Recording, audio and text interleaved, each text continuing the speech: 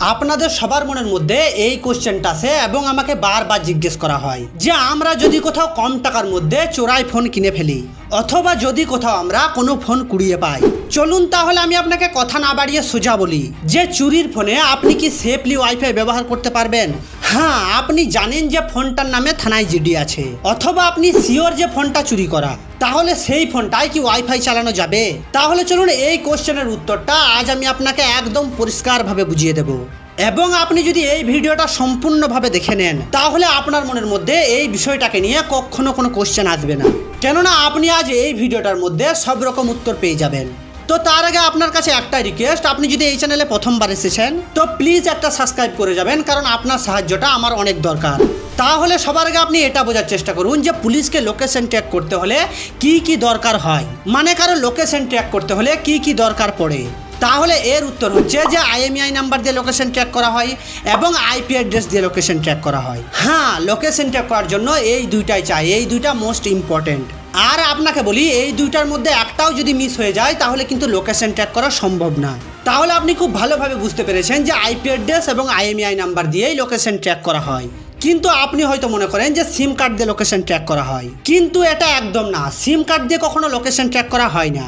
তাহলে আপনার মনের মধ্যে এই কোশ্চেনটা আসবে যে তাহলে সিম ঢোকালেই পুলিশ কেন ট্র্যাক করতে পারে? তাহলে শুনুন, পুলিশ আপনার সিম কার্ড নাম্বারটা এই জন্য নেয় যে আপনার সিম কার্ড নাম্বার দিয়েই আপনার ফোনের IMEI নাম্বারটা বের করবে।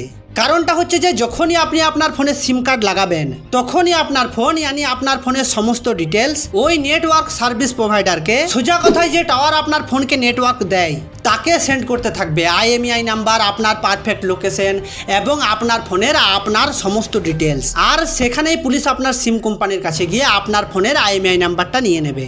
আর আপনি ওই সিমটা কেনার জন্য যে আধার কার্ড ভোটার কার্ড সাবমিট করেছিলেন সেখানেও আপনার ডিটেলস নিয়ে নেবে এবং পুলিশ আপনার ফোনের IMEI নাম্বারটা নেওয়ার পর তারা ট্র্যাকে লাগিয়ে দেবে এবং আপনাকে তারা এইভাবেই ট্র্যাক করবে। তাহলে আশা করি আপনি এই বিষয়টা পরিষ্কারভাবে বুঝতে পেরেছেন যে পুলিশ কিভাবে আপনার ফোন ট্র্যাক করে। তাহলে এবার আপনি একটু শুনুন যে যদি এখন মানে বর্তমান সময়ে আপনার কাছে আপনার ফোন হারিয়ে যায় তাহলে আপনি ডিরেক্টলি থানায় গিয়ে পুলিশকে আপনার ফোনের IMEI নাম্বারটা দেবেন এবং সাথে আপনি আপনার ফোনের সমস্ত ডিটেলসও দিয়ে দেবেন। তাহলে এখানে বিষয়টা হচ্ছে যে পুলিশকে নতুন করে সিম কার্ড নাম্বার দিয়ে আর IMEI নাম্বারটা বের করতে হলো না, কেননা আপনি থানায় গিয়ে পুলিশকে আপনার ফোনের IMEI নাম্বারটা ডিরেক্টলি দিয়ে ফেলেছেন। আর সেই ক্ষেত্রে পুলিশের কাজটা আরও সহজ হয়ে যাবে। এবার আর একটা কনসেপ্ট, সেটা হচ্ছে IP অ্যাড্রেস। তাহলে এই বিষয়টা আপনি একটু বোঝার চেষ্টা করুন যে যখন আপনি কোনো রাউটার অথবা মোবাইলের সাথে ওয়াইফাইয়ের মধ্যে কানেক্টেড হয়ে যাবেন, মানে আপনি যখন কোনো ফোন থেকে হটস্পট অন করে ওই চুরির ফোনটাকে কানেক্টেড করবেন, তখন ওই চুরির ফোনটার মধ্যে যে IP অ্যাড্রেসটা হবে সেটা হবে পাবলিক IP অ্যাড্রেস। আর আপনাকে বলি এই পাবলিক IP অ্যাড্রেস চেক করার জন্য পুলিশ খুব বেশি মাথা ঘামায় না, মানে পুলিশ এতটাও ইন্টারেস্ট নেয় না।